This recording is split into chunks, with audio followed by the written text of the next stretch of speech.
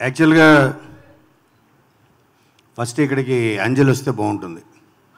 It is her milestone film, 50th film అంజలిది.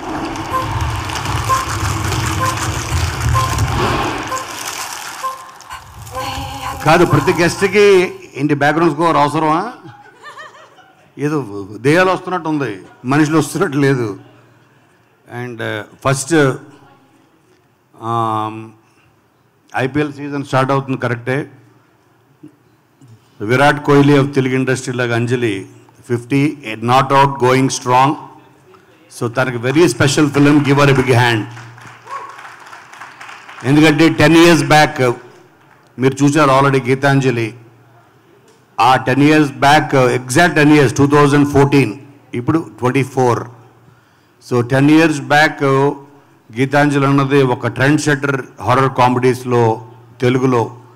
తర్వాత కన్నడలో కూడా ఇది story, screen play, direction by Puttanna అని వచ్చి అక్కడ కూడా బ్లాక్ బస్టర్ అయింది. అన్ని లాంగ్వేజెస్లో ఇది బెంగాలీలో కూడా అప్పట్లో రిలీజ్ అయ్యి బ్లాక్ బస్టర్ అయింది. సో అన్ని అంటే ఒక గుడ్ కంటెంట్ ఆల్ ఓవర్, ఎక్కడికి వెళ్ళినా దేశంలో ఏ భాషలోకి వెళ్ళినా ఆడుతుందని చెప్పడానికి గీతాంజలి అన్నది ఒక గ్రేటెస్ట్ ఎగ్జాంపుల్. ఒక స్మాల్ బడ్జెట్లో, ఒక చాలా స్మాల్ బడ్జెట్, అప్పట్లో మేము జస్ట్ 3.5 crores ఈ కంటెంట్ క్రియేట్ చేయడం జరిగింది. అంటే ఒక సినిమా కలెక్షన్స్కి లేకపోతే హిట్ రేంజ్కి బడ్జెట్తో సంబంధం లేదని చెప్పడానికి మాత్రమే బడ్జెట్ చెప్పా. ఒక ఐడియా వర్క్ అవుతుంది ఇర్రెస్పెక్టివ్ ఆఫ్ ద బడ్జెట్. ఆ ఐడియా, ఎందుకంటే మీకు ఈ సినిమా ద్వారా అందులో అప్పుడు అందరూ కొత్త టెక్నీషియన్సే, ఇప్పుడు అందరూ సూపర్ సక్సెస్ పొజిషన్లో ఉన్నారు. నెంబర్ 1 చెప్పాలంటే అందులో సాయి శ్రీరామ్, దీంట్లో వచ్చేసి డిఓపి కెమెరామెన్. ఇప్పుడు తను ఒక top most cameraman of Telugu industry. అలాగే ఈ సినిమాతో పరిచయమైన ప్రవీణ్ లక్కరాజు. అలాగే ఈ సినిమా ఇప్పుడు మీరు విన్న సాంగ్ అది అండ్ రాసిన శ్రీజో. ఆ తర్వాత మాకు అడిగే పాట అవన్నీ రాశాడు శ్రీజో. తను కూడా ఇదే సినిమాతో పరిచయం అయ్యాడు. అలాగే ఈ సినిమాతో ఎంతోమంది టెక్నీషియన్స్ని, అలాగే సినిమాతోటి పరిచయమైన డైరెక్టర్, ఇలా ఎంతోమంది. అంటే ఒక గుడ్ కంటెంట్, ఒక సక్సెస్ వస్తే అది ఎంతోమందికి కెరియర్స్ ఇస్తుంది, ఎంతోమందికి ఇండస్ట్రీకి మేలు చేస్తుంది సక్సెస్ అన్నది. అందుకని సక్సెస్ చాలా ఇంపార్టెంట్.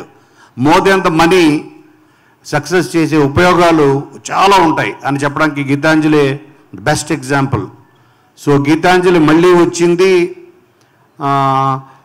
మేము చేయడానికి 10 years ఎందుకు పట్టిందంటే అదొక బార్ సెట్ చేసింది హారర్ కామెడీలో. ఆ తర్వాత చాలా సినిమాలు ఫాలో అయ్యాయి. సో మళ్ళీ అంత బెస్ట్ కంటెంట్ మళ్ళీ మనం క్రియేట్ చేయగలమా అన్న దానికోసమే ఇంత టైం తీసుకోవడం జరిగింది. వన్ ఫైన్ డే అక్కడ ఆల్మోస్ట్ 4 years బ్యాక్ చెప్పాను అంజలికి, ఒక థాట్ వచ్చింది.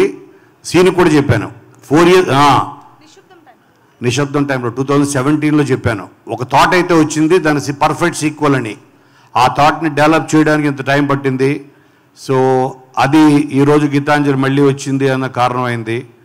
ఈ డెవలప్మెంట్లో ఈరోజు ఈ క్వాలిటీ మీరు చూస్తున్న దానికి I should give the full credit, major credit to Bhanu and నందు. వీళ్ళిద్దరు వల్ల ఈరోజు ఈ సినిమా ఈ షేప్లో ఉంది. సో అప్పుడు అంటే ప్రతి టెక్నీషియన్ ఉన్నోడికి ఒక ఆకలి ఉండాలి. కొత్తగా వచ్చినప్పుడు ఉంటుంది, తర్వాత రాను అది మనం ఎక్కడో చాలు ఇచ్చాలే వచ్చించాలి అనుకుంటాం. ఆ ఆకలి, ఎందుకంటే ఇక్కడ బాబీ అలాగే గోపి అలా వచ్చిన అందరూ ఒక ఆకలితోటి సింహాల్లో వచ్చారు ఇండస్ట్రీకి. ఇప్పటికీ సింహాల్లోనే ఉన్నారు అందరూ. సో అది చాలా ఇంపార్టెంట్.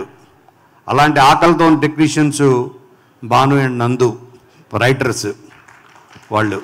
ఆ తర్వాత నాకు సెంటిమెంట్ ఏంటంటే ఈ సినిమాకి అసలు గీతాంజలి అన్న ప్రాజెక్టు జరగడానికి కారణం, ముఖ్య కారణం ఏంటంటే శ్రీనివాసరెడ్డి. తనే తీసుకొచ్చాడు ఆ డైరెక్టర్ని తీసుకొచ్చి, అన్న ఒక కథ ఉంది మీరు వినండి హారర్ స్టోరీ అని ఆ రాజ్ కిరణ్ అనే డైరెక్టర్ని తీసుకొచ్చి అప్పటికి 10 ఆఫీసులు తిరిగాడు. తిరిగి నాకు బెల్లంకొండ సురేష్ ఆఫీస్లో కలిశాడు ఒకరోజు. కలిసి ఇదే కథ చెప్పి ఆఫీస్ నుంచి బయటకు వస్తుంటే అప్పుడు మేము అక్కడ అల్లుడు సీను ఏదో చేస్తున్నాం. ఆ ఆఫీస్కి వెళ్తే సీను ఆ డైరెక్టర్ని తీసుకుని బయటకు వెళ్తూ నాకు కనిపించాడు. కనిపించి ఏంటి సీను ఇలా అంటే, అన్న ఒక స్టోరీ రెడీ చేసాము, హారర్ ఫిలిం, ఇతనే ఆ స్టోరీ చెప్పింది అంటే నువ్వు రేపు మార్నింగ్ ఇంటికి రానా. నెక్స్ట్ డే ఎర్లీ మార్నింగ్ 7:30, 8 o'clockకి సీను ఆ డైరెక్టర్ని తీసుకుని వచ్చాడు గీతాంజలి కథ. But that was a pure horror film. అది నేను అది దానికి నేనేం చేయలేను, ఎందుకంటే నేను హారర్ సినిమాలు పెద్ద చూడను. హారర్ కామెడీ అయితే చేద్దాం, నాకు ఆ ఫ్రీడమ్, నాకు పాయింట్ నచ్చింది.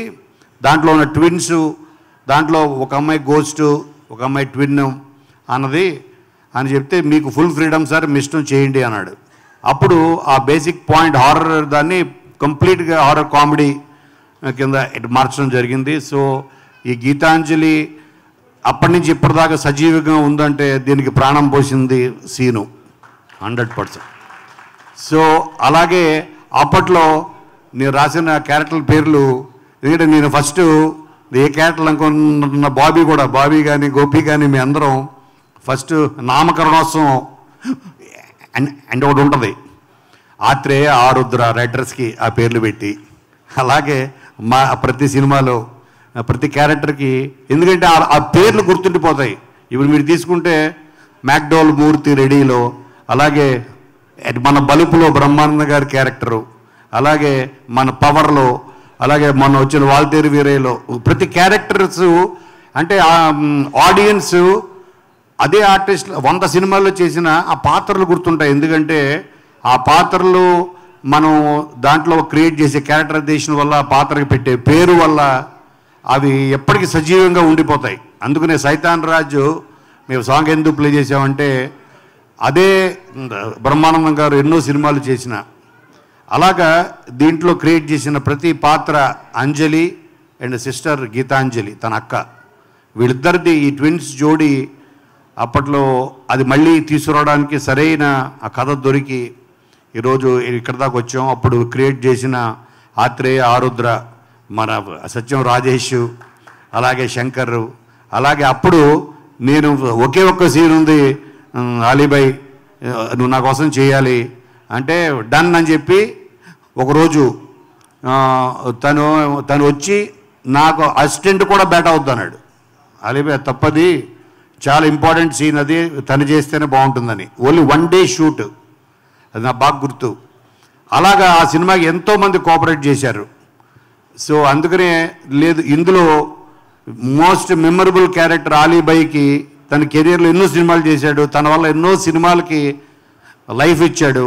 కాకపోతే ఈ సినిమాలో మళ్ళీ తన విశ్వరూపం మీరు చూడబోతారు. ఈ సినిమాలో ఎక్స్ట్రాడనరీ క్యారెక్టర్, తన క్యారెక్టర్ పేరు వెంట్రిలాక్విస్ట్ వెంకట్రావు. అందరూ వెంట్రుకలు వెంకట్రావు అంటారు, వెంట్రుకలు కాదే బాబు, వెంట్రిలాక్విస్ట్ వెంకట్రావు అంటాడు. సో వెంట్రిలాక్విస్ట్ వెంకట్రావు తన క్యారెక్టరు. అలాగే ఇందులో ప్రతి క్యారెక్టరు మీతో పాటు మీ ఇంటికి వస్తుంది, ఎస్పెషల్లీ సత్య క్యారెక్టరు. అలాగే సునీల్ కిల్లర్ నాని, తను ఒక సినిమాటోగ్రాఫర్. ఇందులో ప్రతి క్యారెక్టరు, సో మీరు ఇప్పుడు టీజర్లో మీరు చూసింది జస్ట్ 1%. సో రేపొద్దున మీరు చాలా చూడబోతారు. అండ్ ఎస్పెషల్లీ ఇక్కడున్న మన టెక్నీషియన్స్ డిఓపి సుజాత సిద్ధార్థ్ గురించి చెప్పాలి. ఎందుకంటే దానికి గీతాంజలికి తను చాలా హెల్ప్ అయ్యాడు, ఇప్పుడు చాలా బిజీ అయ్యాడు అన్న టైంలో ఆ కరెక్ట్ మీటర్ని పట్టగలిగే మళ్ళీ డిఓపి దొరికాడు. వీళ్ళందరినీ కోఆర్డినేట్ చేయడానికి నాకు ఒక క్యాప్టెన్ కావాల్సి వచ్చింది. ఆ క్యాప్టెనే శివ తొర్లపాటి. పైగా తిన్న కూడా అమెరికా నుంచి పట్టరావాల్సి వచ్చింది. చాలామందిని ఇంపోర్ట్ చేసాం. Praveen Lakkaraju imported, Sreejo imported, Siva imported, ఎంతోమందిని ఇంపోర్ట్ చేసుకున్నాం అప్పటి నుంచి ఇప్పటిదాకా. సో ఇది కూడా శివాకి తన కెరియర్కి ఇది ఒక ఫెంటాస్టిక్ టేక్ ఆఫ్ అవుతుంది అని నేను 100% నమ్ముతున్నాను. ఇంకో విషయం ఏంటంటే March 22 రిలీజు, భయ్యా వస్తావా అని అడిగారు శ్రీవిష్ణుని. ఎందుకంటే తన మూవీ కూడా ఓం భీమ్ బుష్ అని సేమ్ డే వస్తుంది. అంటే మీరు చెప్పండి, ఇండస్ట్రీలో ఏ హీరో సేమ్ డే రిలీజ్ అవుతూ నా సినిమాకి కాంపిటీషన్ కోనగారి సినిమా గీతాంజలి మళ్ళీ వస్తుంది, సేమ్ డే వస్తుంది. అది కూడా సిమిలర్ జోనరే మళ్ళీ ఓం భీమ్ బుష్. నిన్నే చూసా ఫస్ట్ పోస్టర్తోనే భయపెట్టారు. సో రేపు 26 టీజర్ కూడా రాబోతుంది. Same day release date. ఒక్క సెకండ్ ఆలోచించలేదు, నేను వస్తాను సార్ అని వచ్చాడు. So please give you big hand. అంటే ఇండస్ట్రీ ఇలాంటి వాళ్ళ వల్లే హెల్తీగా ఉంటుంది డెఫినెట్గా. సో ఇంకా నేను బికాజ్ నేను మాట్లాడటం కన్నా దీనికి వచ్చిన మా గెస్ట్లో రవి నీ ఫోన్ అయిపోతే నీ పిలుద్దాం అనుకుంటున్నాను. సో మీరందరూ వచ్చి we need your blessings more than anything. Audience ఇది కావాలి. సో ఇప్పుడు మనం తమిళ్ టీజర్లోకి వెళ్దాం. తమిళ్ అంజలి గారు స్పీచ్ మనం హోల్డ్ చేస్తున్నాము, దాని తర్వాత మనం విందాం ఆవిడ మాటలు.